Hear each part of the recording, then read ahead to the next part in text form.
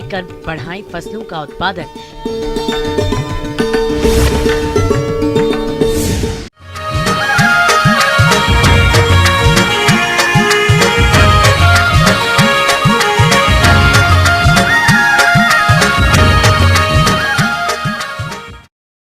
हमारे प्रदेश में सोयाबीन एक प्रमुख फसल है जिसकी खेती लगभग हर क्षेत्र में की जाती है और इसकी औसत उपज के कम मिलने के कारणों पर गौर करें तो उसमें प्रमुख है क्षेत्र के अनुसार उन्नत किस्मों का चयन और खाद उर्वरकों का संतुलित मात्रा में प्रयोग न करना है।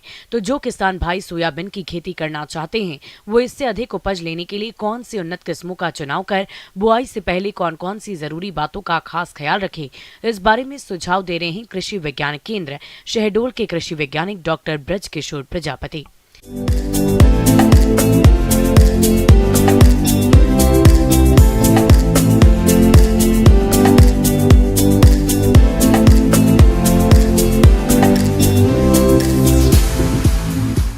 और आज जो है हम ग्रीष्मकालीन समय में जो है सोयाबीन की उत्पादन तकनीकी पर चर्चा करना चाहेंगे, क्योंकि हम सभी जानते हैं कि सोयाबीन जो है एक तिलहनी फसल के रूप में हमारे देश में उगाई जाती है या खरीफ के मौसम में उगाई जाती है, परंतु जो है अब जो है वर्तमान समय में जो है इसको हम ग्रीष्म काल में भी उगा सकते हैं और किसान भाई जो है अधिक से अधिक उत्पादकता प्राप्त कर सकते हैं। क्योंकि यह एक सोयाबीन की जो फसल होती है इसके हमें जो तापमान सबसे ज़्यादा ज़रूरी होता है गर्मी के दिनों में कि हम बुआई किस समय करें, बीजों का चयन किस प्रकार के करें, जो किस्म होती है। तो जवाहर सोया जो होता है 2029 है, JS 2034 है, JS 2060 है, JS 2069 है, JS 2098 है। तो ये सभी किस्में जो होती लगभग 100 दिनों की होती है। इसमें उत्पादकता जो होता है 20 से 25 कुंटल प्रति हेक्टेयर हमें उपलब्ध होती है।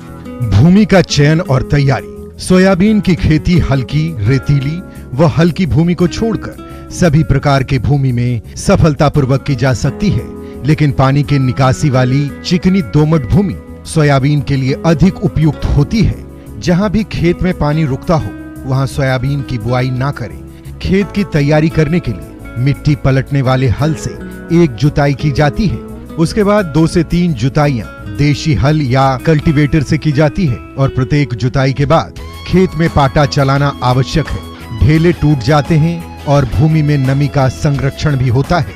बुआई के समय खेत में पर्याप्त नमी का होना आवश्यक है। अब जो है हमें खाद और उर्वरक का किस प्रकार से उपयोग करना है इसके बारे में हम बताना चाहेंगे। तो किसान भाइयों हमेशा जो है उर्वरक का उपयोग जो होता है मृदा स्वास्थ्य कार्ड के आधार पर जो अनुशंसा की गई है उसकी ही उपयोग उसको देखकर ही हम जो है उपयोग में लाएं।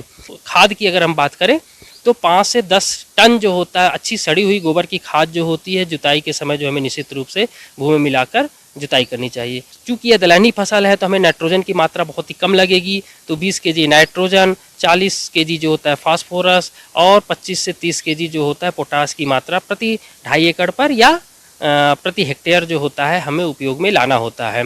उसके अलावा जो होता है सल्फर भी होता है। अगर किसान भाइयों जैसे जिंक की अगर समस्या है तो अगर हम उसको जिंक सल्फेट के रूप में 25 केजी प्रति हेक्टेयर हम अगर उपयोग करते हैं 3 साल में, तो इससे क्या होगा कि हमें सूक्ष्म तत्व जिंक भी उपलब्ध हो जाता है। इसके अलावा जो सल्फर होता है वह भी पौधे को उपलब्ध होता है, चूँकि यह अमीनो एसिड बनाने में मदद करता है। उसके जो तेल होती है उसकी मात्रा भी कंटेंट जो होता है बीज में अच्छा होगा। उसके अलावा जो होता है उत्पादकता भी निश्चित रूप से बढ़ेगी।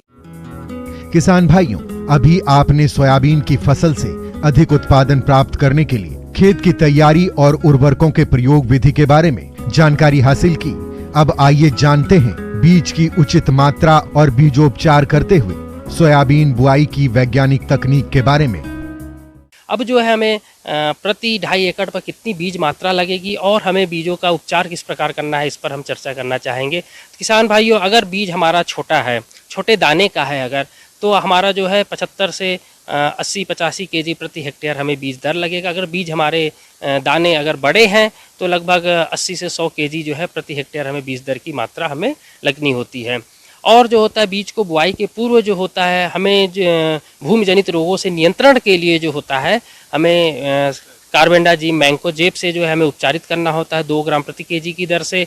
ट्राइकोडर्मा विरिडी जो जैविक होता है हमें जो है 4 से 5 ग्राम प्रति केजी बीज को उपचारित करने के लिए उपयोग में लाया जाना होता है। क्योंकि यह एक दलहनी फसल है तो निश्चित रूप से जो है हमें राइजोबियम और सीडोमोनास से भी हमें जो है PSB जिसे बोलते हैं फास्फोरस सॉल्युलाइजिंग बैक्टीरिया, उससे हमें उपचारित करना होता है। अगर हम ठोस राइजोबियम और पीएसबी अगर लेते हैं तो उसकी पैकेट जो होती है 200 ग्राम की आती है, जो 10 केजी बीज को उपचारित करने के लिए उपयुक्त होता है। और निश्चित रूप से दूसरे दिन जो है हमें उसका बुआई करना होता है।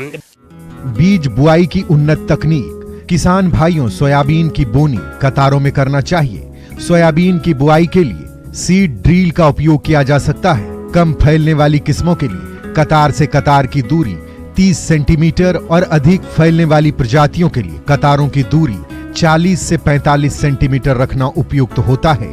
लेकिन पौधों से पौधों की दूरी 10 से 15 सेंटीमीटर रखना जरूरी होता है। और 20 कतारों के बाद एक कूड़ जल निथार व नमी संरक्षण के लिए खाली छोड़ देना चाहिए। इसके अलावा सोयाबीन के बीजों की बुआई 2.5 से 3 सेंटीमीटर की गहराई पर करना चाहिए।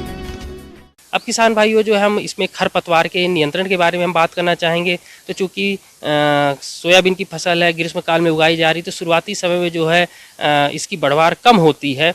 तो खरपतवार जो होते हैं कंपटीशन करते हैं पौधों के साथ, जो होता है भूमि से पोषक तत्व से लेने के लिए, जल लेने के लिए, उसके अलावा सूरज की किरणें जो होती है हवा के लिए। तो उससे क्या होता है, पौधे की बढ़वार जो होती कम हो जाती है। तो शुरुआती जो 30 से 35 दिन की अवस्था होती है वह क्रांतिक अवस्थाएं मानी जाती है खरपतवार नियंत्रण के लिए। तो शुरुआती जो है 15 से 20 दिन में हम निराई उराई कर लें, और दूसरा जो होता है हम 35 दिनों की अवस्था में अगर हम भूमि से खरपतवार को नियंत्रण कर लेते हैं, निराई उराई कर लेते हैं, तो निश्चित रूप से हमारी उत्पादकता बढ़ेगी। इसके अलावा अगर हम रासायनिक खरपतवारनाशी का अगर उपयोग करना चाहते हैं तो प्री इमरजेंस जो हर्बिसाइड हमारे आते हैं, जैसा कि पेंडीमेथिलीन की सक्रिय मात्रा जो होती है, अगर 1 लीटर 500 लीटर पानी में घोलकर हम छिड़काव करते हैं प्रति हेक्टेयर, तो हम शुरुआती अवस्था में जो खरपतवार है उसको नियंत्रण कर सकते हैं। अगर अब हम सिंचाई की बात करें तो चूँकि हम सभी जान रहे हैं कि इसको ग्रीष्मकाल में उगाई जा रही है और लगभग 100 से 110 दिन की फसल होती है, तो भूमि में नमी को देखते हुए, हमारी भूमि हल्की है कि भारी है, उसको देखते हुए जो है हमें सिंचाई करनी होती है। तो ग्रीष्मकाल में मुख्यतः जो होता है हमें 15 से 20 दिनों के अंतराल में सिंचित करना होता है। इसमें क्रांतिक अवस्थाएं जो होती हैं, शाखा बनने की अवस्था होती है, उसके अलावा जब फ्लावरिंग की स्टेज होती है, और तीसरा जो होता है पॉट फॉर्मेशन होता है, जैसे फली बनती है। तो यह मुख्य रूप से क्रांतिक अवस्था होती है सिंचाई करने के लिए। तो किसान भाइयों, मेरे द्वारा जो बताई गई जो वैज्ञानिक विधि है ग्रीष्मकाल में सोयाबीन उत्पादन करने के लिए, अगर आप इसको अपनाते हैं तो निश्चित रूप से आपको 20 से 25 कुंटल प्रति हेक्टेयर हमें सोयाबीन प्राप्त होगी, जिसके कारण जो हमारे किसान भाइयों को आमदनी में वृद्धि होगी। धन्यवाद। किसान भाइयों, अभी तक आपने खेती से जुड़ी हुई कुछ उपयोगी जानकारियां देखी। अब लेते हैं एक छोटा सा ब्रेक, जल्द लौटेंगे और कार्यक्रम में आगे भी है खेती बाड़ी से जुड़ी हुई महत्वपूर्ण जानकारियां, तो बने रहिए हमारे साथ।